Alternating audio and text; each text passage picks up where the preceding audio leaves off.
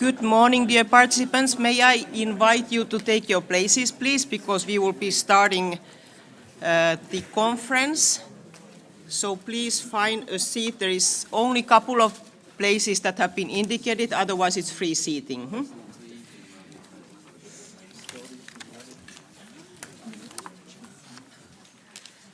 So I welcome you most warmly to this high-level stock-taking conference of the situation of children of Ukraine, Council of Europe Action, and I have the honor of moderating this morning's session. The conference will mark the end of the first mandate of the consultation group of the Council of Europe on the children of Ukraine, and this high-level event will be followed by a special hearing this afternoon focusing on the impact of war on children with disabilities. And this conference, of course, is not only the moment to reflect on the Council of Europe actions, but also to see how we can commit even further to make sure that we keep the priority of Ukrainian children on our agenda. So together with the Register of Damage for Ukraine, the Special Envoy for the Secretary General, and the Consultation Group on the Children of Ukraine, as well as Targeted Cooperation Project and the Parliamentary Assembly, including its network on Children of Ukraine, and of course the Maltese Presidency is here to make this today's conference the most useful for everybody, and to also to mobilize the expertise that we have in this room to have future commitments on our way ahead. So we will be hearing today from leaders driving these efforts, and we will be discussing how to strengthen and make our action even much more targeted. So the first speaker of this opening session is our Secretary General, Alain Berset. Secretary General, I invite you to make your opening speech.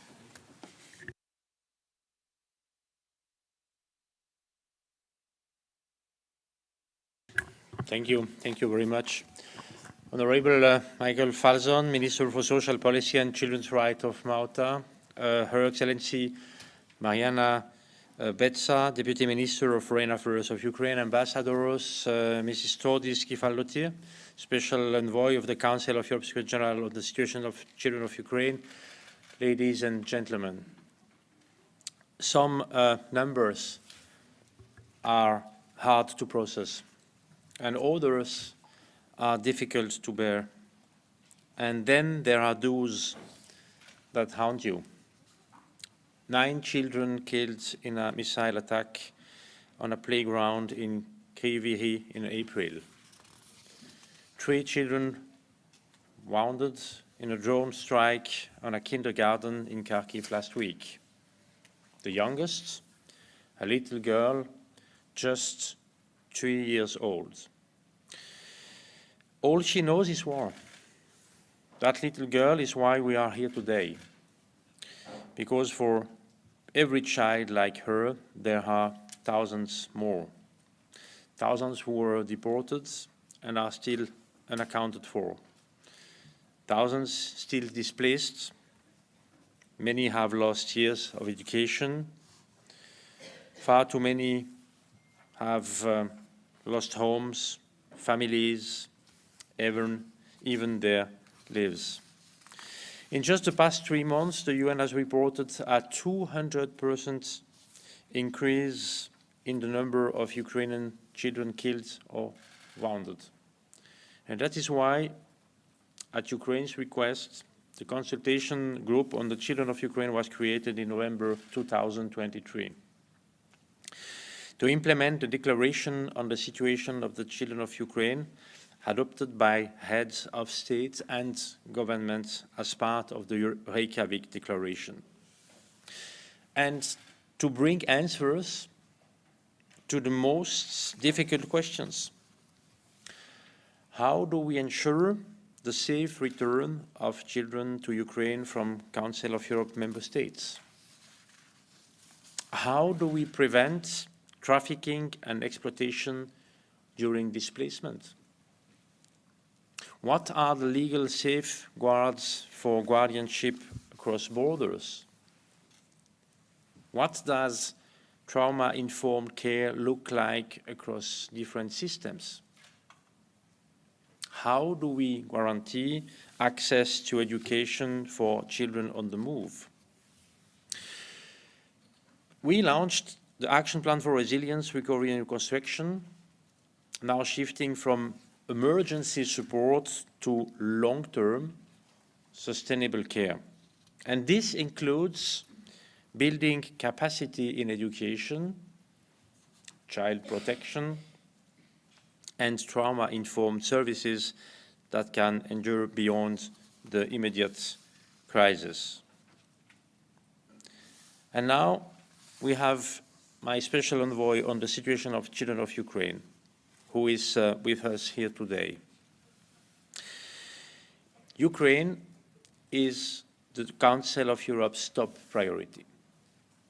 And our work rests on three pillars. First, I always need and want to mention this, first, the European Court of Human Rights. And today, exactly today, the court will deliver its ruling in a major interstate case covering the conflict since 2014. Second, we have the Register of Damage, which has 40,000 claims to date. Its next step is to launch a new category to document harm suffered by children, including their forcible transfer or deportation. And this work lays the foundation for the future claims commission and a full compensation mechanism. And third, the Special Tribunal for the Crime of Aggression against Ukraine, to ensure that those who bear the greatest responsibility in this war are held to account.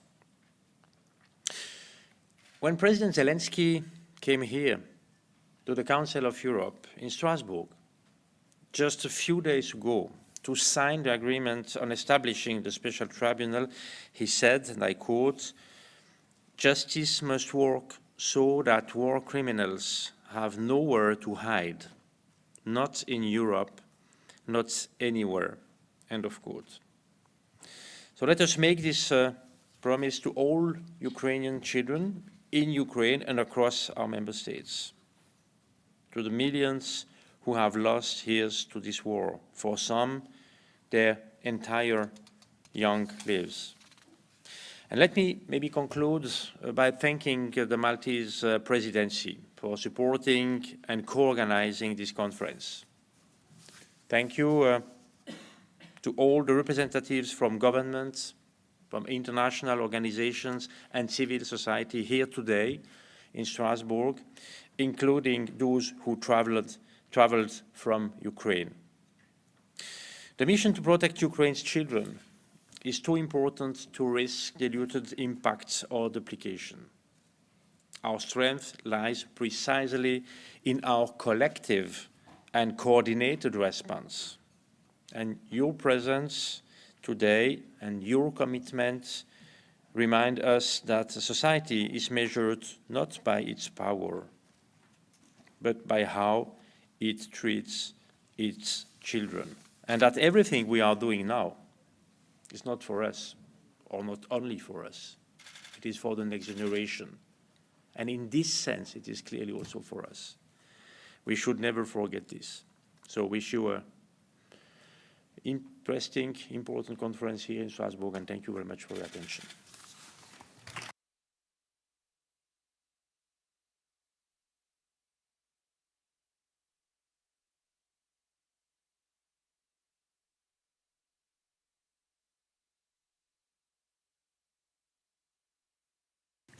Thank you, Secretary General. We all join you thanking the Maltese Presidency for having put this children's rights as a priority of their presidency. And especially I want to thank the Minister for Social Policy and Children's Rights of Malta for his commitment to this topic. We witnessed it last week in Malta when we marked the 15 years anniversary of the Lanzarote Convention, where we saw your commitment to the topic, not only through your presence, but also how you engage in the discussion. So thank you for last week as well.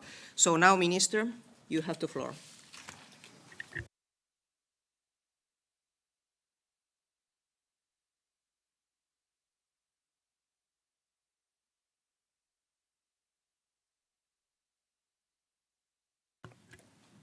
Secretary General, Excellencies, delegates, colleagues, and I stress the word colleagues, we must stand together in the face of aggression. We must stand together to defend our most vulnerable, and we must stand together to really prove, as one of the mottos of the Council of Europe states, that might is not right. And this is an issue which we are all facing. As a presidency, we highlighted two major, if you like, topics we wanted to push forward. And that was children's rights and Ukraine. So today, as a presidency, we have to win one thing. But the issue remains the importance which we really dedicate to what we talk about. And protecting everyone in society is a sine qua non. But protecting the vulnerable ones in our society is an even stronger sine qua non. We are there for everybody, but we must be there for children. And we tend to think sometimes that children are a necessary collateral in warfare. And we do not believe in this. As a country, even when we're on the Security Council, we share the issue of children in armed conflict, the use of children in war. But there is also the victims in wars, the victims in conflicts. Way back, maybe wars were fought on a different basis. But now, there is no hiding away. We are faced with a situation in Europe where thousands of children have been displaced, where thousands of children have suffered. Even the issue of trying to divest them of their own culture, and we cannot stand and just talk about it. And I hope that at least from this meeting, which it is an honor to co-chair with the Council of Europe, at least we go back with that stronger resolute in our hearts. Sometimes we tend to talk about that and who and the other. And I think that one of the largest lessons maybe can be taken from Albert Einstein's immigration card to the US, where he was asked to state his race. And Einstein stated his race. He didn't say European, he didn't say Caucasian, he didn't say African, he said human. And that is something which we must insist on our humanity. On our humanity, which should put us as, or we consider ourselves, I believe, to be the superior race on earth. But are we really living up to that standard? And protecting children, in this case, even more emphatic on the children of Ukraine, is a sign of our political will. It's a sign which will give us credibility today and in the future. And let us not forget that effects on children, the younger they are exposed, the more young they are, the more will those traumatic experiences persist in their lives. And those traumas are part of today's life, and they will be part of tomorrow's lives. I believe that everyone in this room, if there is one thing which we all would like to do, is to say that we have made even the slightest difference to make things better. And children are a vulnerable group, but children with disabilities are even a more vulnerable group.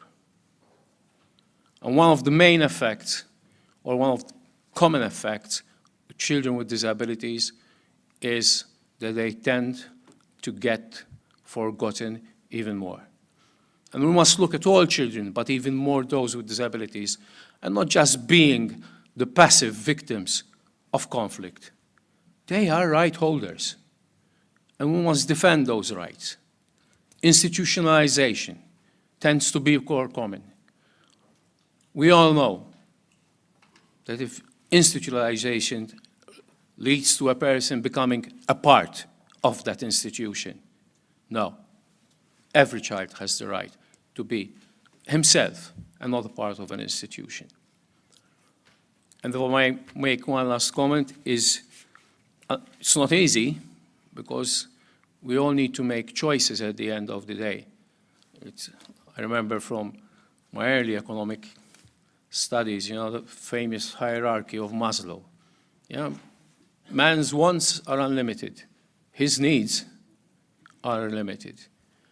So when we come to choose, we must invest in our children. We must protect our children. We must invest in their education, in their inclusion, particularly with children with disabilities. The aspect of inclusion is crucial, that they feel a part, they belong. Special education, if need be. Special care. And we need to substitute the motto of might is right with the motto that at the end of the day, we are all a part of one race, the human race. And our obligation to the children of Ukraine remains. And it should be something which we really believe in, but it is also a test for the whole continent. It is a milestone which we must reach, that we do not just speak about it, that we act about it, and that we really are able to show our political will and resolution in protecting children in general, and protecting in particular the children of Ukraine at the current moment in time, and in making even more a stronger commitment to protect the most vulnerable. And if there is one benchmark for any society, is that the status of the most vulnerable reflects the real status of that society, where might is not right, where aggression does not lead to justification, but where protection and human solidarity stand together and face up to the threats which we might have and face up with resolution. I can assure you that our presidency, maybe the smaller members, or one of the smallest members of the Council of Europe, that our dedication and our resolution to keep these two issues forward remains strong. I thank you very much.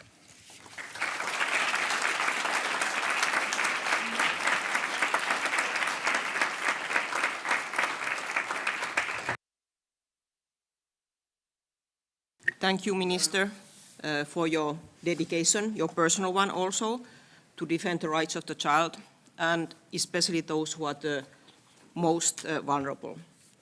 It is now my pleasure to invite the Deputy Minister of Foreign Affairs of Ukraine, Mariana Petsa, to take the floor.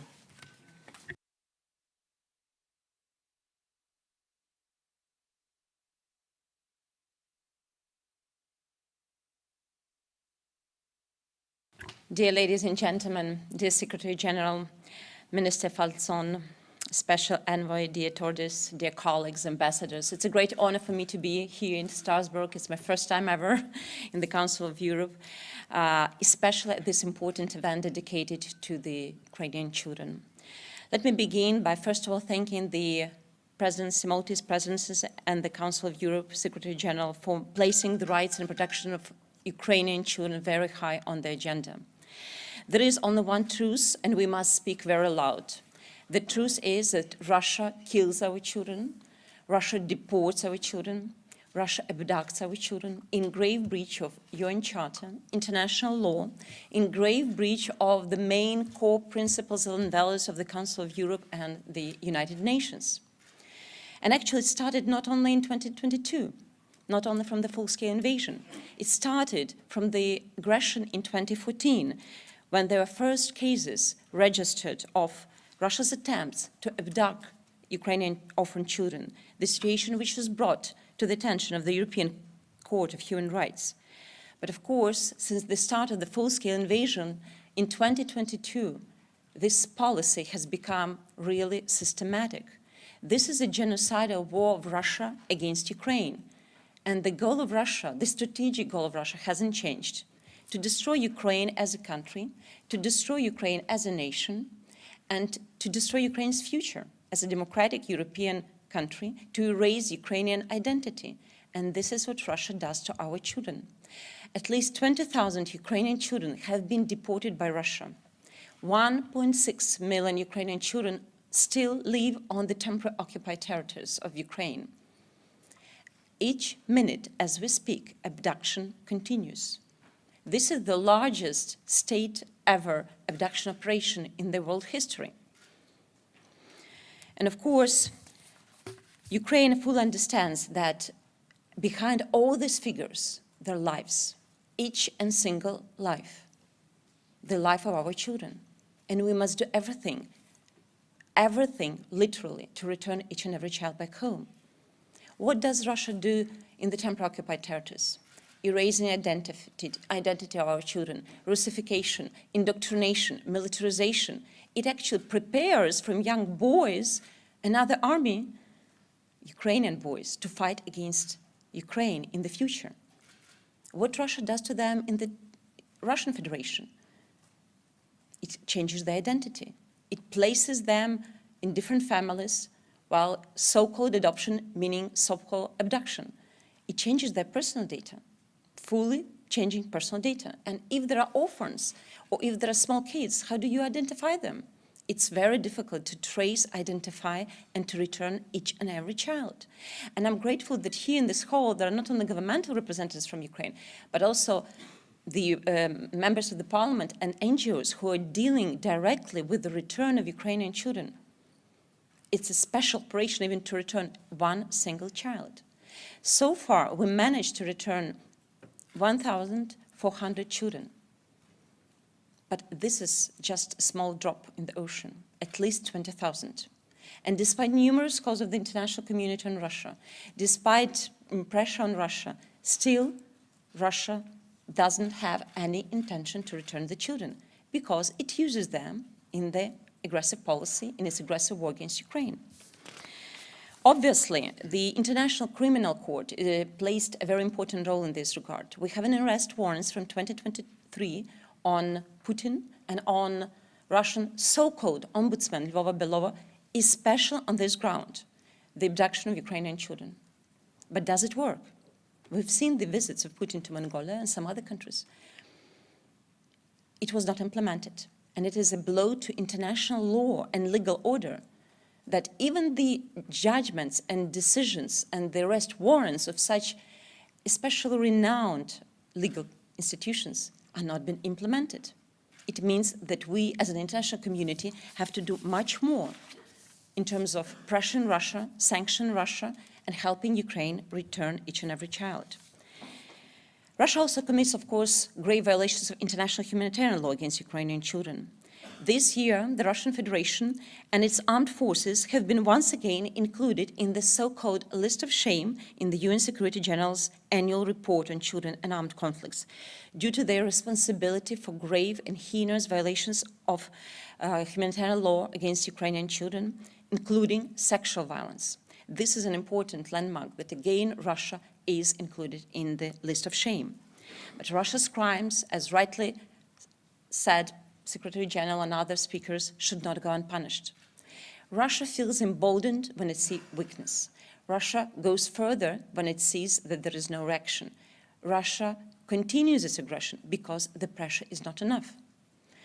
And obviously, we need to leverage diplomatic pressure on Russia, sanction pressure on Russia, to make Russia agree to return Ukrainian children. And our position is very clear. Children are non-negotiable. Children could not be conditioned to any peace talks, to any peace negotiations. This is as clear as that. The human dimension of this war, prisoners of war, illegally detained civilians, and of course children, it's an important track. But children is a category the most vulnerable. Not a single child should be separated from the parents. Not a single mother should endure the pain of the children. And therefore, there cannot be a bargaining chip in any negotiations. And our President, Volodymyr Zelensky, said it numerous times. Children are non-negotiable. They cannot be a bargaining chip during the negotiations. We're grateful to all the countries who joined the International Coalition for the Return of Ukrainian Children, and also to the Council of Europe. You've been the leader in this regard in terms of international organizations, so far the only organization who joined the coalition. This is extremely important. This is an important platform to coordinate our diplomatic efforts to return each and every child back home to Ukraine. We're grateful to the Council of Europe for the establishment of a special post, special envoy for the, on children in Ukraine. Very grateful for this. This is also a leadership in international organizations to show that you place the issue of children very high on the agenda. But of course, it's still not enough, meaning in terms of each organization, each country, because Russia continues its war. And our answer should be absolutely bold. We should provide Ukraine with more weapons to defend our skies, to close our skies, to defend our children, because every day children are being killed in Ukraine. Kharkiv, Kryvyi Rih, Kiev, everywhere. Literally, there are no safe places in Ukraine. We need more weapons to defend Ukraine, to close the skies, to save our children. But of course, we need more leverage on Russia to make them return our children. Obviously, we understand that without the further sanctions on Russia, Russia will not stop. It will go further. When the war machine, the financial war machine, will be weakened, then it will see the signs that it needs to stop its aggression. So far, with the involvement of Iran, with the involvement of North Korea into the war, with some Chinese companies providing some ammunition or gunpowder to Russia, it is a game changer in this war. It means that we need to redouble all our diplomatic efforts on each and every front, including the diplomatic front. Let me tell you the story of one child, and this is just an example of the fate of our children. Ilya, 11 years old, has experienced more than most of us adults. When Mariupol was mercilessly shelled, his mother died in front of him from debris. Ilya was wounded with shrapnel and taken by the occupiers to Donetsk. There, his suffering deepened. A fragment was removed from his leg without anesthesia. He was mocked, forced to speak Russian, and told to forget Ukraine. This is what Russia do. Thus, it brainwashes our children. But Ilya never gave up. Thanks to the coordinated efforts of his grandmother, Ukrainian authorities, and the civil society, he was brought home. And today, Ilya is in rehabilitation and dreams of becoming a doctor, like all our Ukrainian doctors at the front to help our defenders. And this is actually the reality of Ukraine. The children grow up very quickly because of such absolutely heinous crimes committed against them. Our president established an initiative, Bring Kids Back UA, which is an important initiative within the government, but also it is a coordination platform between government and non-governmental actors to document cases, to return our children, to safeguard their reintegration and rehabilitation. It is our national priority. It's not our legal imperative or political imperative. It is also our moral imperative. Let me also state a few words about the mediation in the process of returning Ukrainian children. So far, Ukraine has 3 mediators, and these are Qatar, a new mediator, South Africa, and also we have Holy See, the Vatican. These efforts are extremely important to bring kids back bring kids back home to Ukraine. But of course, it is still not enough. When there were technical talks in Istanbul, our side, Ukrainian side, has provided Russian side with at least 300 children, 339 to be correct children list to be returned. Even with this list, Russia manipulates. Russia tried to make a foul play with all the list and saying that there are no 20,000 children and there are only 339 children. No.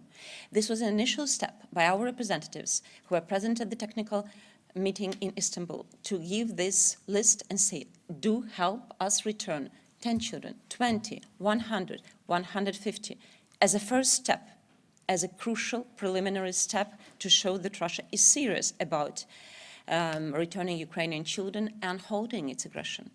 Nothing has been done, literally nothing. But I just wanted to highlight this issue at this conference, that Russia deliberately misuses that information at different international platforms and tries to use it in its own aggressive policy. Of course, when we speak about returning Ukrainian children, we speak about justice that need to be restored, but about the accountability.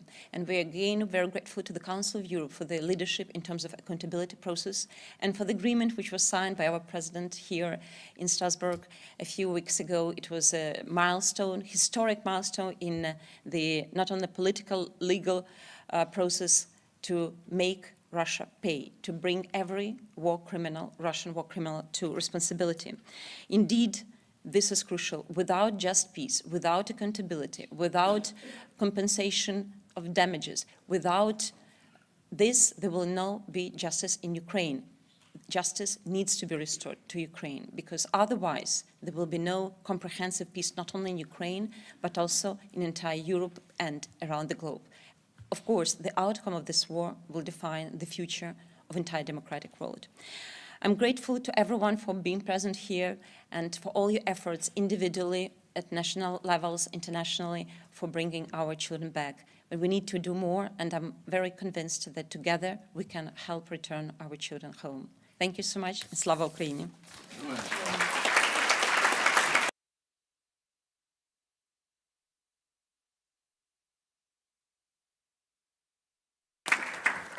Thank you, Deputy Minister. Thank you for underlining that children are non-negotiable. And you also referred to the Special Envoy of the Secretary General, and it is now my pleasure to invite her as the last speaker of this opening session to take the floor. Dortis, you have the floor.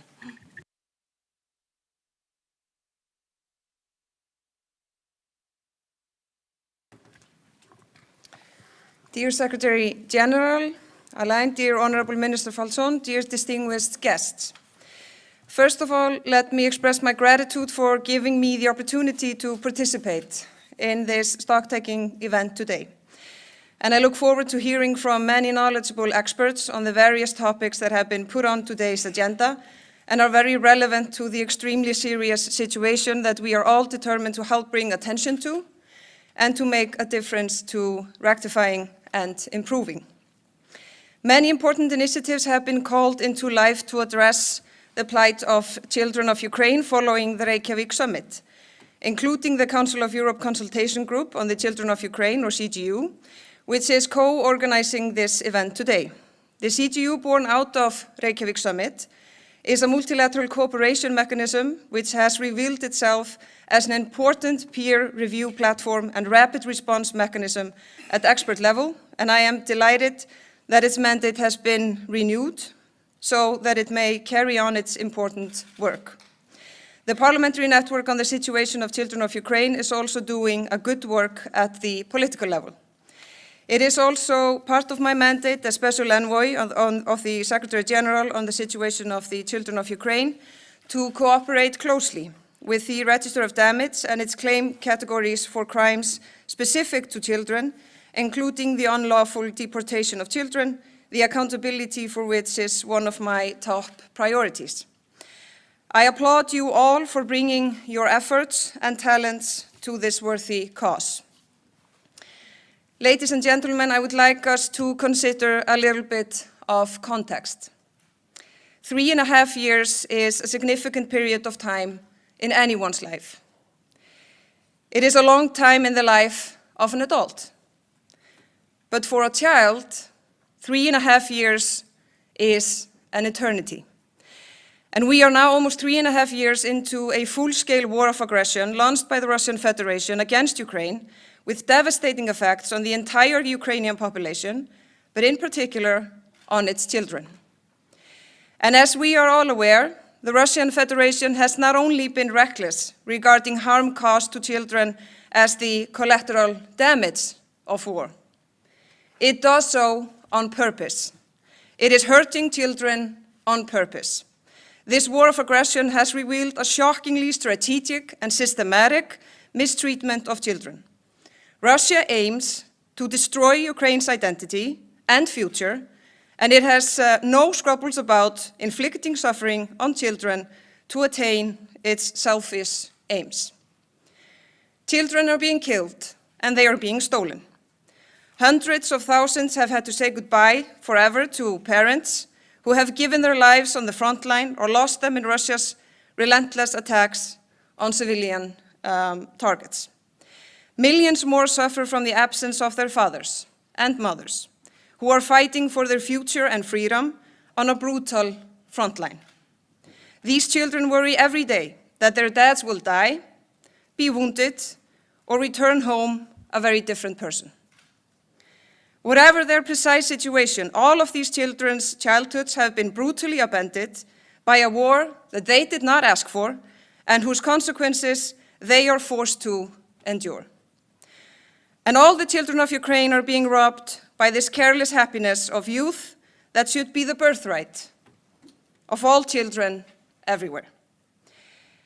And in this context, when the attention of the world shifts to different crises and events over 3.5 long years, I think we need to remind ourselves, and it is our job to continue to remind politicians, decision makers, and the general public in our countries that even when their world moves on, that same world does not move on for the children of war.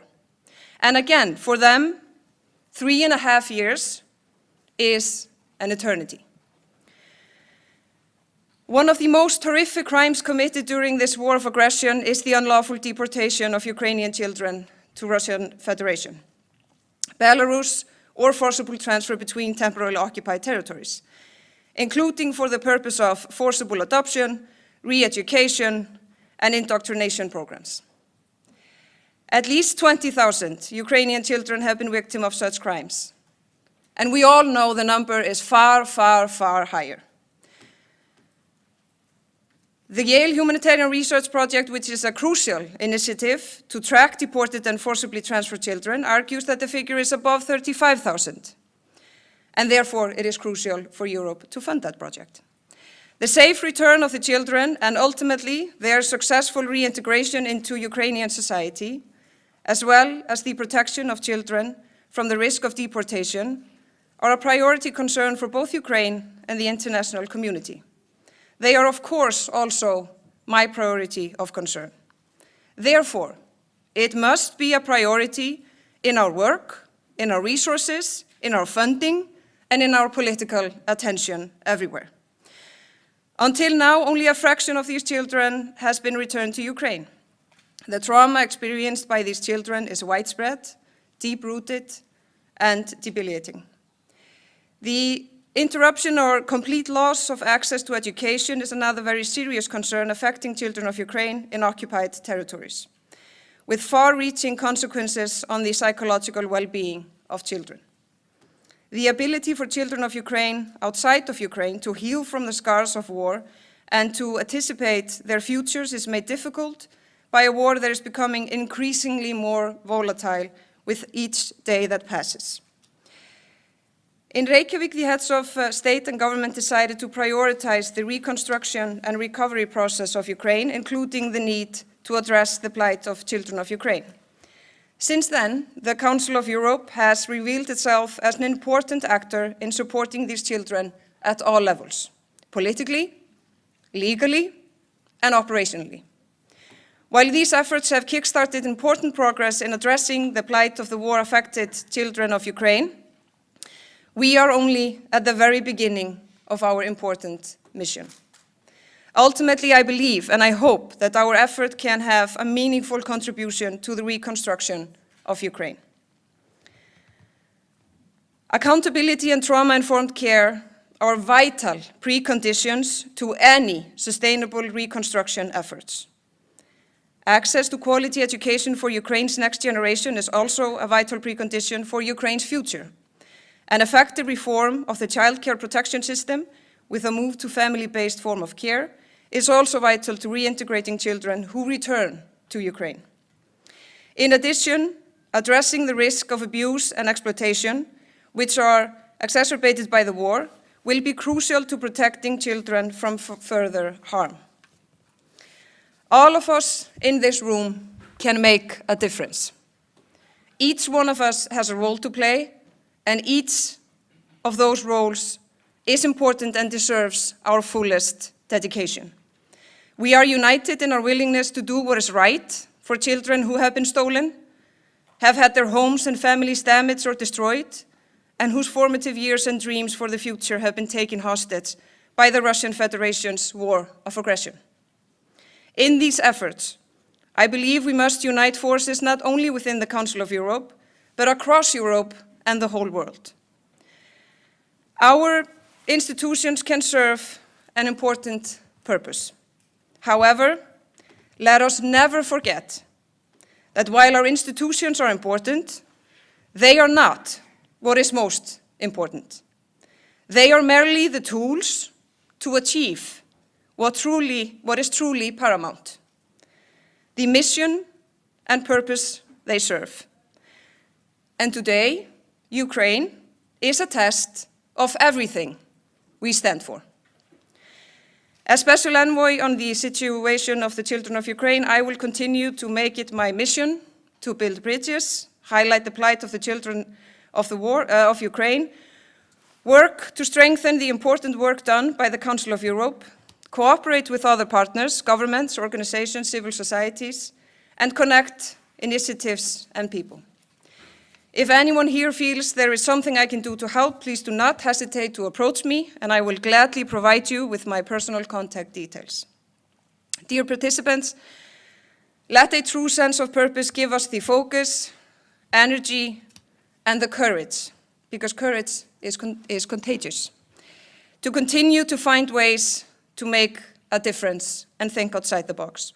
And of course, even if this is not the topic of our meeting, let us not forget that by far the best thing that can be done for the children of Ukraine is to help their parents and grandparents defend their country from Russian aggression, achieve victory, and allow Ukrainian society to continue on a path to greater freedom, prosperity, and peace. Thank you.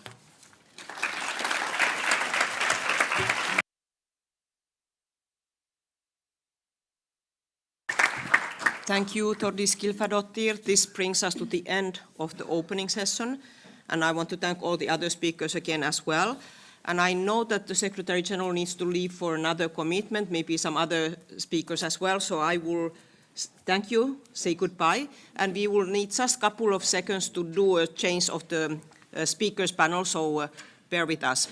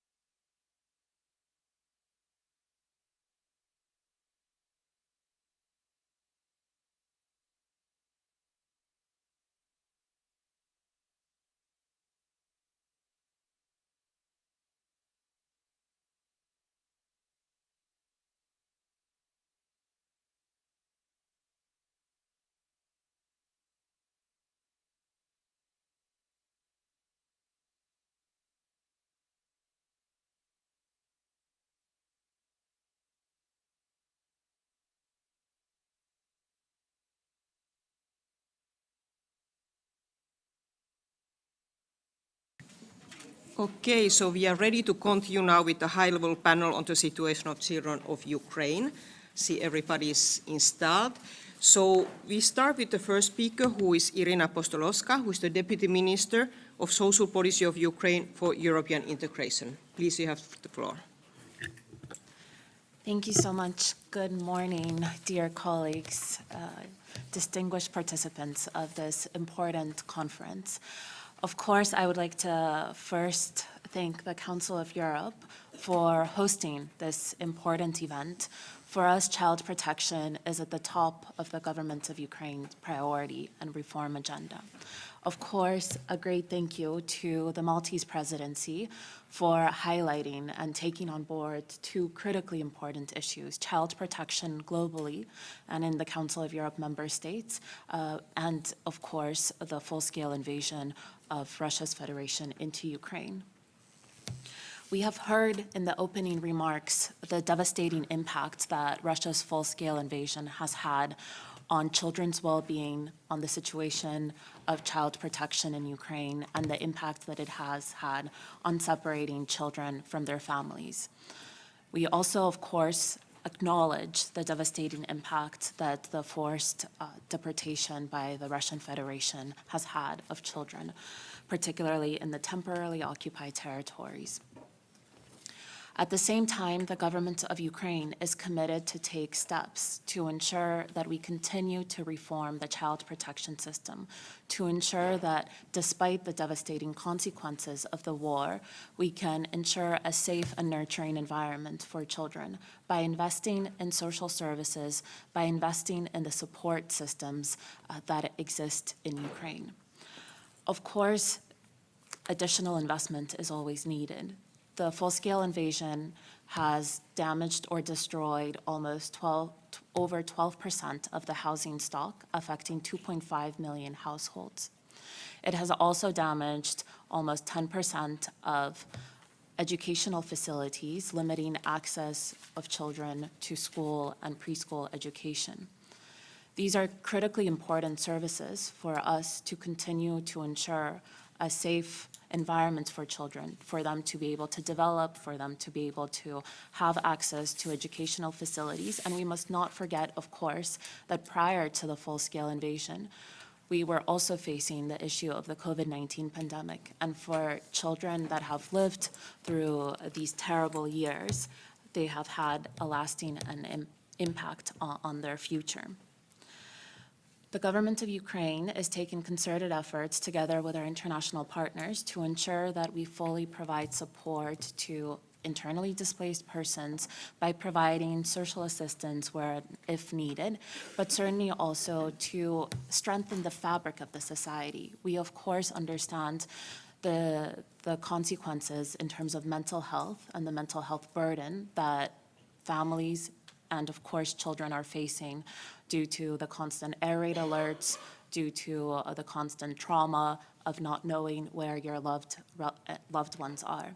For this, we are investing and developing a new resilience service to provide psychosocial support through group or individual level counseling, to promote positive parenting practices, and to support parents in need, to ensure that they can know how to effectively communicate with their children, to explain about the impact of war and trauma, and certainly to also build the social fabric, to rebuild the social cohesion at the community level. For us, children with disabilities are a critically important group that require additional support. We understand that they are particularly vulnerable at times of war. And for us now, as part of the better care reform that the government of Ukraine is implementing, we are trying to promote and ensure access to inclusive services, inclusive education, and inclusive social services. We have launched several new initiatives in this area, including the Early Intervention Service, which provides targeted support to families and children in need. We have also expanded inclusive education and starting early from early preschool education. We understand, of course, that these steps are insufficient to meet the needs of the children and the growing needs, as well as the impact of the full-scale invasion. To this end, we continue to work with our international partners to ensure that we can truly leverage and learn from good global practices to build back better, to leapfrog in certain elements, and to really ensure that we build a truly inclusive society moving forward in Ukraine. For us, this is a key cornerstone of the government's strategy, of the ministry's efforts. For us, certainly, as we heard from Minister Falzon, we need to ensure that we we avoid the dangers of institutionalization. Prior to the full-scale invasion by the Russian Federation, Ukraine had one of the highest rates of institutionalization in the European Union and in Europe. To this end, the government of Ukraine adopted the strategy for ensuring the right of every child to grow up in a family environment. This is a comprehensive strategy that is fully aligned with the European Union strategy, with the EU Child Guarantee, the European Strategy on the Rights of the Child, and certainly, of course, the UN Convention on the Rights of the Child. For us, this is a cornerstone reform, and first and foremost, it focuses on prevention efforts. How do we ensure that we strengthen the family dynamic by investing in social services, by providing the necessary support in times of need, and identifying risk factors early on to ensure that families do not end up separating from their children? But once children are already separated from their families, how can we ensure that they have access to a nurturing and loving, safe environment? For this, we are developing and expanding the network of family-based options, starting from short-term foster families, emergency foster families, and here we have already made significant progress. We've more than doubled the number of short-term foster families over the span of a year, expanding access to critical support for children in dire needs. But importantly, when children are placed in short-term foster families, we continue to work through social services to ensure that if and when possible, families can be reunited. But for children who are in institutional care, for us, it is important to understand their needs. And to this end, we are working heavily to ensure that we can find alternative family-based options for them. And for those graduating and leaving institutional care, to ensure that we provide mentorship support and additional future steps to be taken for their well-being in adulthood. Of course, the issue of deportation and forcible transfer by the Russian Federation of Ukrainian children is at the top of our agenda, and for this, we have already introduced a comprehensive reintegration program that really caters to the full needs of children that are returned to Ukraine. Unfortunately, as we've heard, the numbers of returns are still very low, but for those children who have returned, which is more than 1,300 children now, we have provided comprehensive support ranging from medical, social, educational, psychological support, as well as, of course, legal support, and ensuring their reintegration into families or placement into family-based care if and when needed. I'd like to, of course, highlight and thank the critical role that the Consultation Group on the Children of Ukraine of the Council of Europe has had. This platform has been established to foster communication, to share information, to learn from good practices of other countries as we develop our reform and as we implement this ambitious reform agenda during times of war.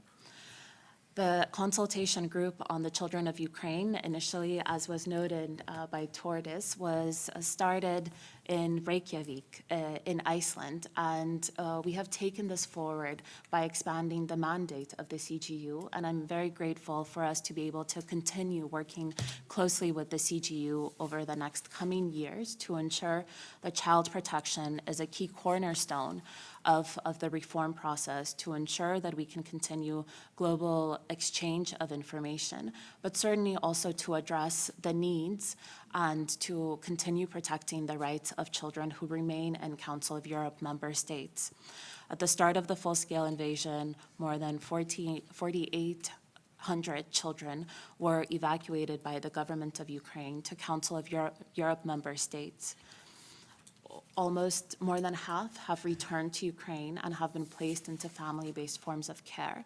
But for those children who remain and require additional support, we continue to express our deep appreciation and gratitude for all members of the Council of Europe to continue to provide medical services, social services, educational services to children in need, while we continue to ensure their safe return to Ukraine.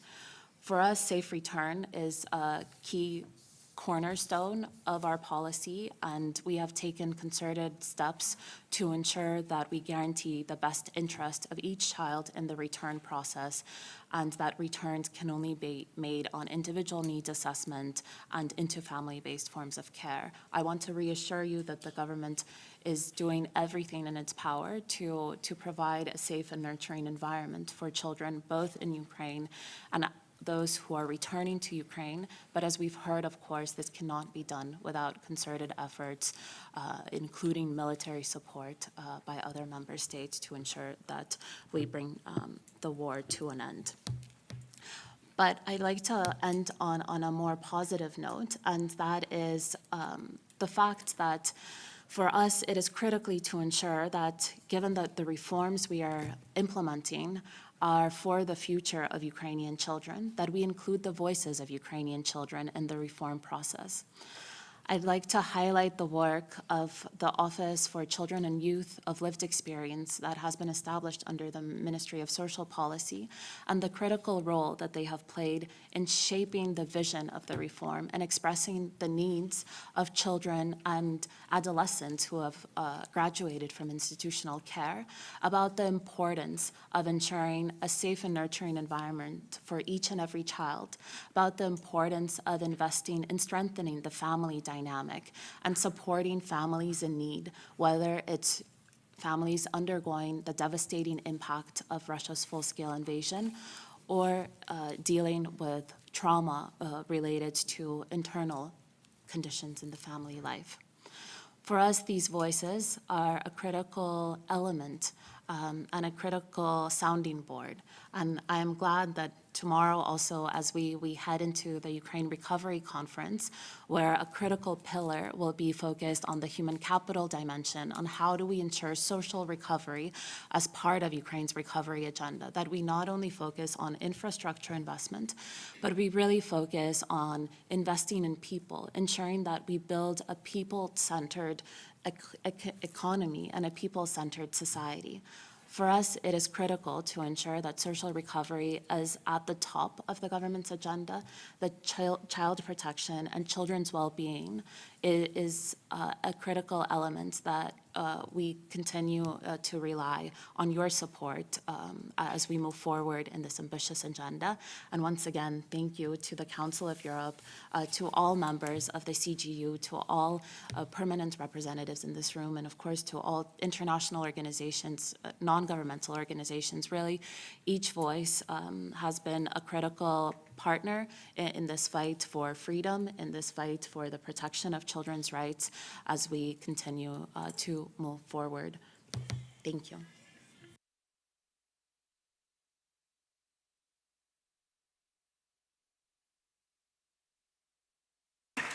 Thank you, Deputy Minister Postolovska. Thank you for illustrating what Ukraine is doing already to help in a very impressive way to children that are in Ukraine, and also underlining the most pressing needs that exist.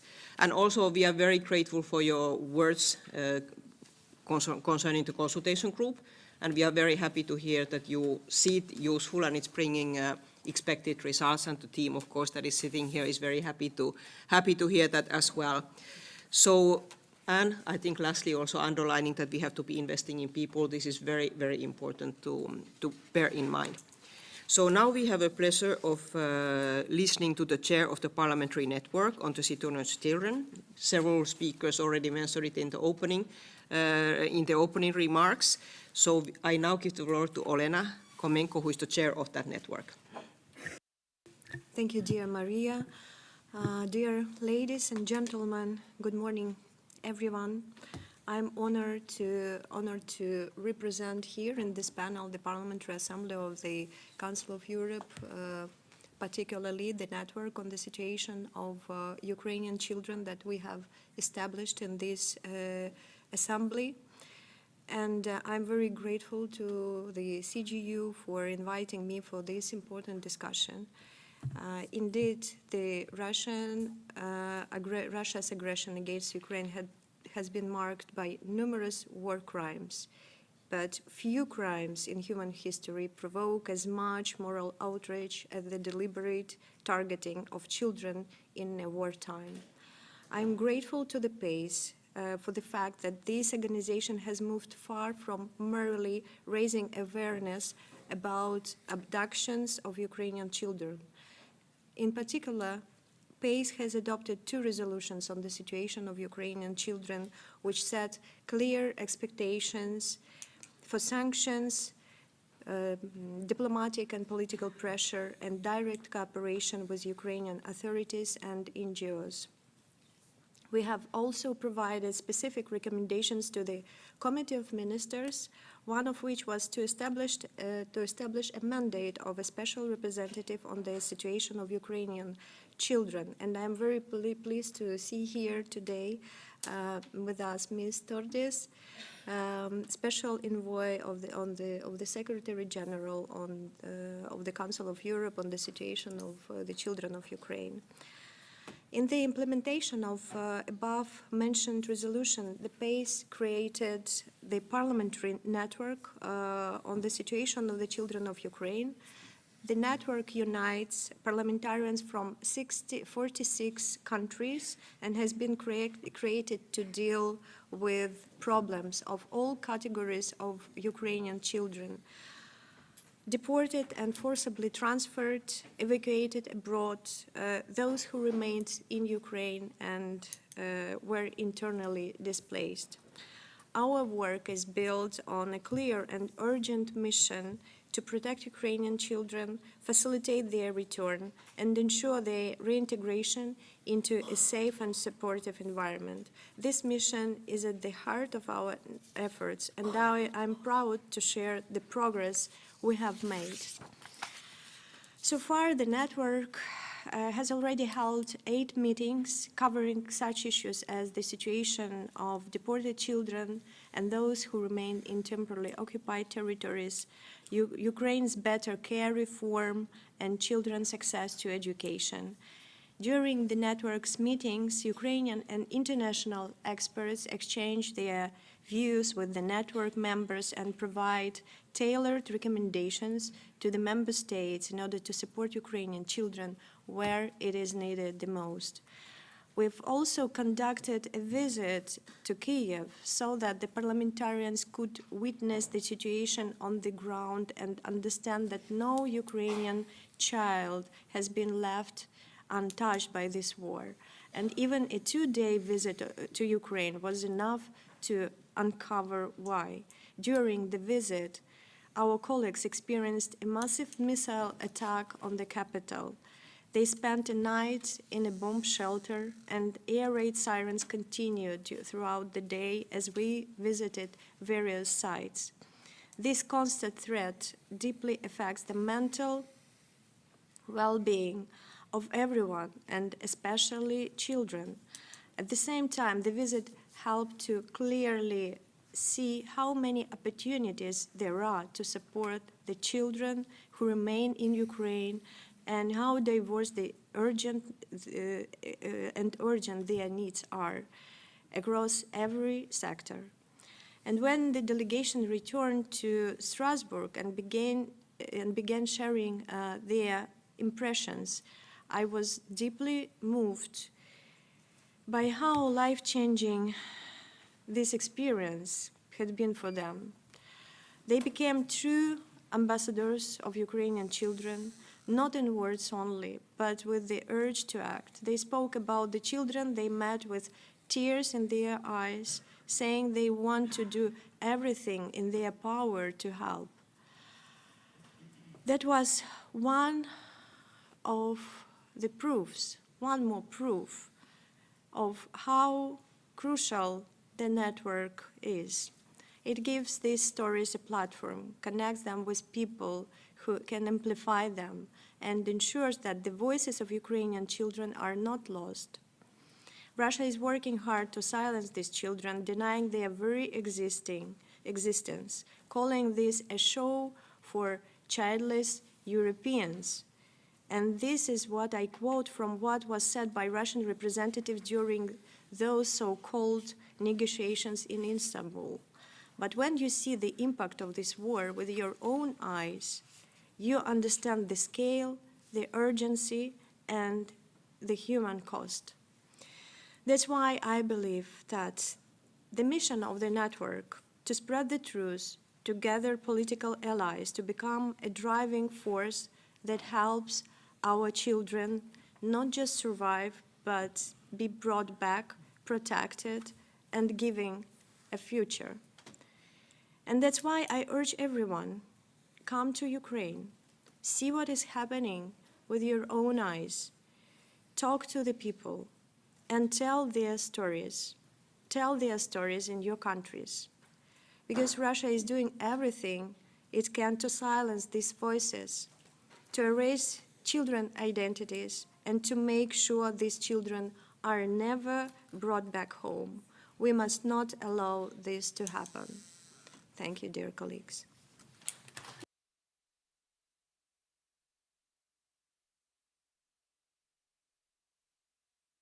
Thank you, Olena. Thank you for underlining the impressive work that the network has already done, achieved, and everything that you are planning to do. I think this is very important, complementary also to the work that we do with the consultation group. And also, I think important call you made that you have to see with your own eyes to understand really the impact that this is having on everybody, especially including the children. The next speaker will be making a video message. We will be listening to her by video message, and she's Alexandra Matvichuk, who is the head of the Center for Civilian Liberties and also the 2022 Nobel Prize laureate. So we will now listen to her online. My name is Alexandra Matvichuk. I am a human rights lawyer. I'm documenting war crimes in this war which Russia has launched against Ukraine. While this war turned people into numbers, we are returning people their names. That is what we are literally doing. Because people are not numbers, and life of each person matters. We have in our joint database more than 88,000 episodes of war crimes. Among these episodes, there are a lot of crimes against women and children. For current moment, we have at least 1,600,000 Ukrainian children under Russian occupation. Their identity is forcibly erased. They are going through the process of forcible militarization, and they are bringing up in an atmosphere of unquestionable obedience. Russia is preparing a new generation of Putin's soldiers from this 1,600,000 Ukrainian children, because at the age of 14, they will receive a Russian passport. At the age of 18, they will be forcibly recruited to Russian army. Also, Russia continues the practice of illegal deportation of tens of thousands of Ukrainian children to Russia. Russia put them in re-education camps, told them they're not Ukrainian children, they're Russian children, their families, their parents, their relatives refused from them, and they will be forced to be adopted by Russian families who will bring them up as Russians. And this is not just a war crime. It's a part of more broader genocidal policy which Russia imposed against Ukraine. Because if you want partially or completely to liquidate one national group, there is no necessity to kill all representatives. You can stall their children, and sooner or later, entire national group will disappear. And that is why I urge you to act. We have no time. Russia continues illegal occupation and deportation. Children lost their childhood. We lose these children. We must act now.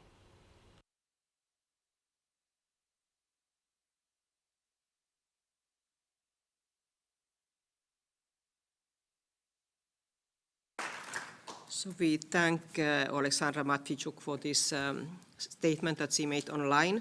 And we now have a pleasure of listening to the Executive Director of the Register of Damage for Ukraine, Markian Kliszuskowski. Please, you have the floor. Thank you very much.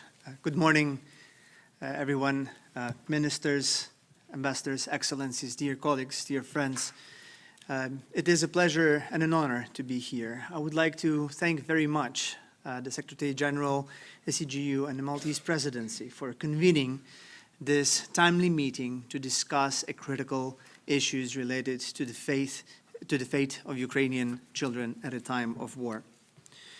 I have the honor of speaking on behalf of the Register of Damage for Ukraine, a mechanism established to ensure that no damage inflicted by the war is forgotten, that no victim is left behind, and everybody who has suffered because of this war gets a measure of justice.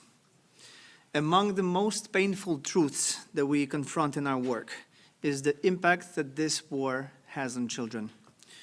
No child ever chooses war, and yet children often bear its deepest scars. Measuring the impact of war on children is difficult.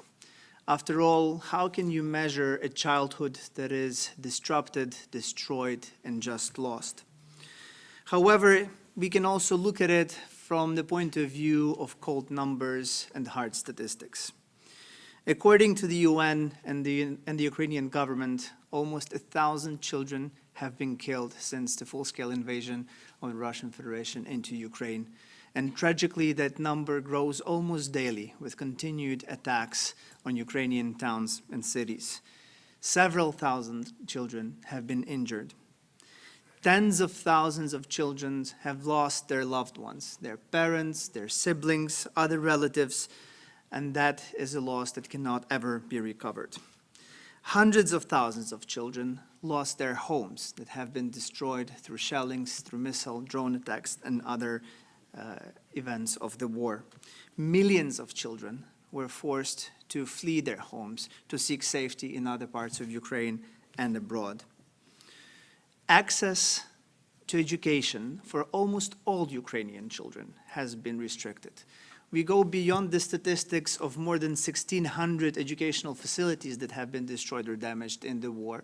We have to think that children have to take classes online, hide in shelters, go to underground schools that are being built in Ukraine just to have a chance at continuing that education. The impact of that on Ukraine, especially considering the impact of the previous years in the COVID pandemic when children were prevented from coming to schools for a long period of time, the impact of that on the education of children, on the capability of children to build their future is yet to be properly assessed. Almost exactly a year ago, we were witnesses to a vicious attack on Ohmedit, the largest Ukrainian children's hospital in Ukraine, where children to whom life have not necessarily been kind anyway were undergoing treatment, and even they became the victims of this war. Of course, we have to talk about more than 20,000, at least 20,000 Ukrainian children that have been deported or abducted and taken into Russia, as well as millions more that remain in the occupied territories that are on a daily basis re-educated, indoctrinated in Russian ways, radicalized, militarized, taught to hate Ukraine, hate their fellow Ukrainians, hate their families. It is therefore a moral imperative for the Register of Damage and all our member states to ensure that a measure of justice is brought to every child impacted by the horrors of this war. Through the work of the Register, we have established a framework of categories in which claims can be submitted to include those that can be submitted on behalf of children. 11 of those categories are open already. More than 41,000 claims have already been submitted to the Register. A small but a growing share of them submitted on behalf of children. We see from first-hand accounts that the war does not spare children at all. From loss of life to displacement, to injury, to sexual violence, to deprivation of liberty, to forced labor or service, children bear all the weight of the war. We are preparing to open a particularly important and difficult category of claims related to deportation of children. It is very much in focus of diplomatic and legal efforts, and we appreciate the support that we're getting in that work. This category will raise a number of difficult factual and legal questions that we will have to jointly explore and look for answers. Who is the claimant in these categories? The children, especially those that are in Russia or in the occupied territories, will not be able to submit claims on behalf of themselves. What evidence can claimants be expected to have and to submit to prove their claims? How do they get that evidence? What is the role of the Ukrainian government in that process, and how victims can be supported? How can we contribute to the return of children to Ukraine, to their families, in addition to working towards compensation? Again, they're not necessarily ready answers to those questions, and we will have to find them through our joint work. We have to think about another category of claims that we have, that we will open later this year, the claims for loss of rights to education. This category will help us assess the impact the nationwide restriction of education process for children will have on them and also on Ukraine as well, whether these children will be properly equipped and have the means to continue to build their lives. We have a benefit of working under the umbrella of the Council of Europe, an organization that takes the very leading role in the pursuit of justice and accountability for Ukrainians and Ukrainian children. We have, through that framework, we have the benefit of cooperation with other important initiatives of the Council of Europe, and most notably on the work on the matters of Ukrainian children. We enjoy fantastic cooperation with the Secretary General Special Envoy, Tordis Kolbrun Reykjavik. We have joined forces quite recently to make a trip to Kyiv, where we had first-hand accounts from those who have suffered from the war, including from Ukrainian children, who in their simple language, in their simple words, conveyed the weight and the horrors that they have had to live through. Just a few weeks ago, we joined forces once again to hold an important conference in Reykjavik at the invitation of the Icelandic government to once again raise the matters of Ukrainian children and steps that we can take to protect them. One particular area of cooperation is in facilitating exchange of information and evidence among the various entities that work on the matters of Ukrainian children, with an opportunity for us, using that framework, to enrich claims that we are receiving, to build their evidentiary basis, and to build a fuller picture of what is happening with respect to Ukrainian children and in Ukraine more broadly.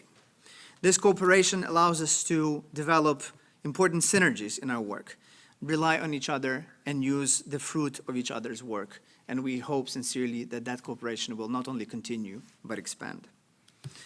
Of course, I would be remiss if I did not mention our excellent cooperation with the Ukrainian government, with authorities in Kyiv, with local and regional authorities across Ukraine. Through the joint work, we established frameworks for support for victims of the war, including children. Victims of the war now have access to free legal education, to free legal services through the work with the through arrangement that we have with the Ukrainian free legal aid system, where a network of public defenders will be able to advise Ukrainians that have suffered through the war free of charge about how to submit a claim to the register, what evidence to collect, and any other matters. We put particular emphasis on cooperation with civil society.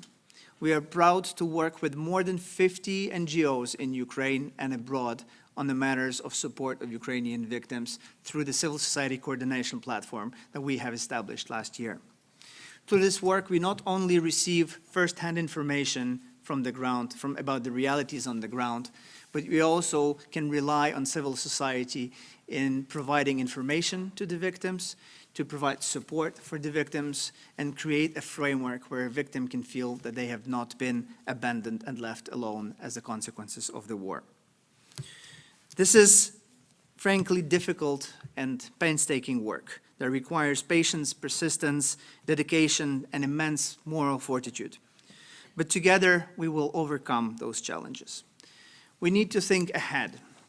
We think about registration of claims right now, but we also need to consider how to convert the registration of claims into assessment of the claims and awarding of the actual compensation to the victims of the war.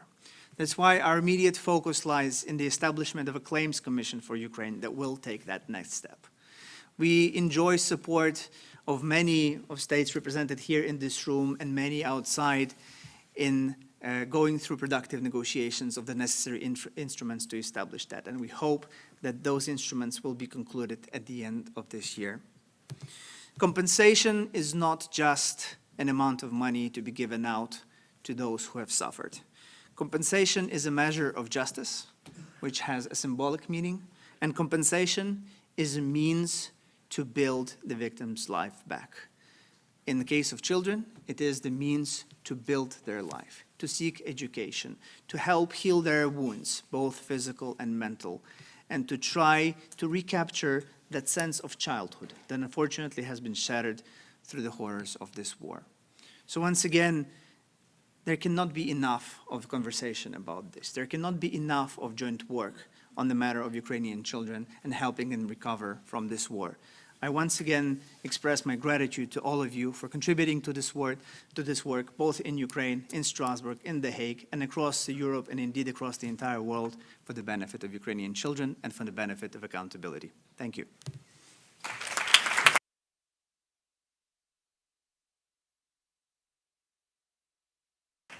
Thank you, Mark-Jan, for giving us a really setting light on the important work that you are doing and what you have already achieved, and especially on the different categories that will be coming up in the next months, and how important they are also on the question of children, not only to education, but how they can be able to hopefully reconstruct their life. And also when you underline that the compensation is not just a question of money, but much more. So I think this is very, very important for us to take on board. And also I think this panel illustrates how indeed it is important for the different sectors to work together in the Council of Europe, but of course all the international partners and civil society. So thank you very much for that. We are now coming to an end of this high-level panel, and it's my great pleasure to invite the President of the Committee of Ministers, Permanent Representative of Malta, Ambassador Francesca Camilleri-Bettiche, to make the concluding remarks. You have the floor.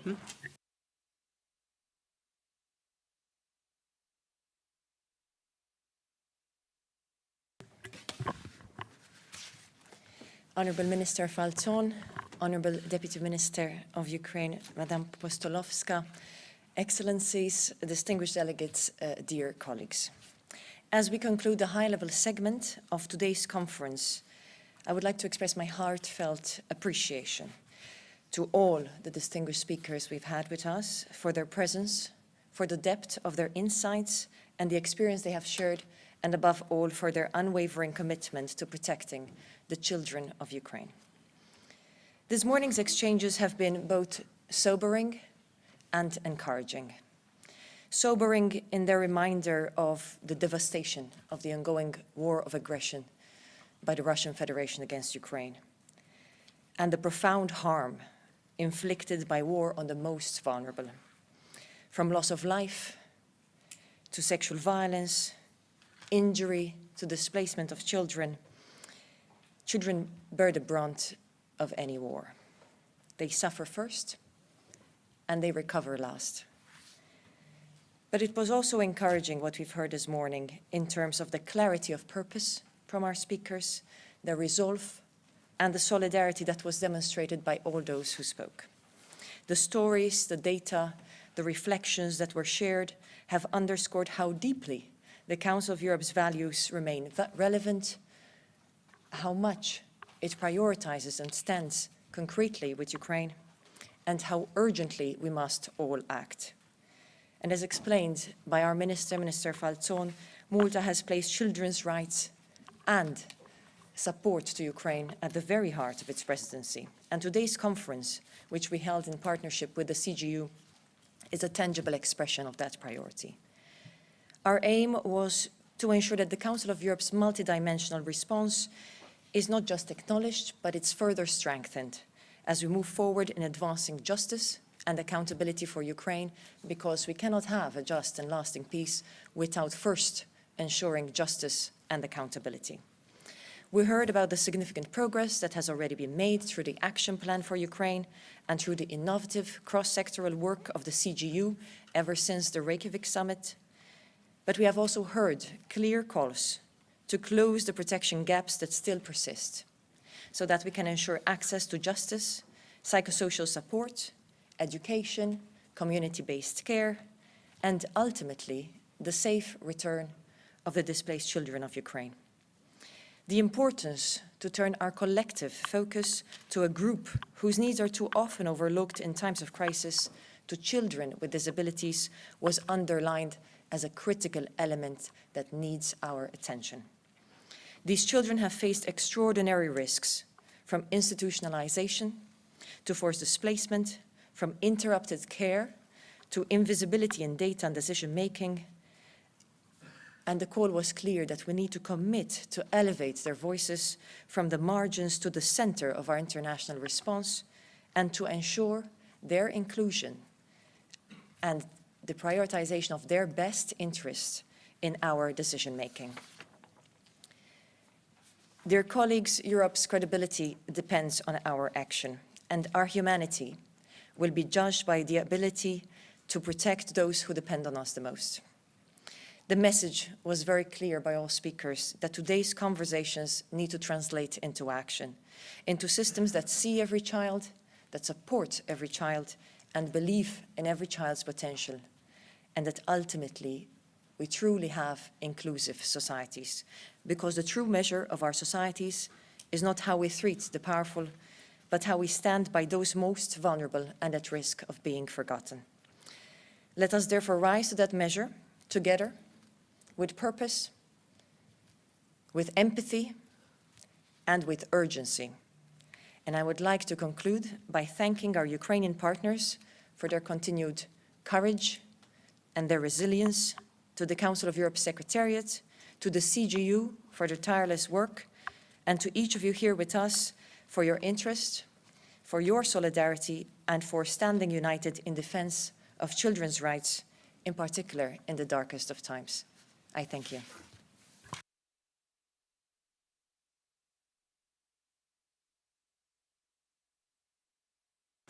Thank you, Francesca, and thank you all who have been participating in this morning's session. We have come to the end of the high-level part. Of course, the continuation will be just as interesting and focusing, as I said in the beginning, on children with disabilities. So I think very important discussions are coming up. But we now have a coffee break, and the coffee is ready just outside of this room, so please enjoy it.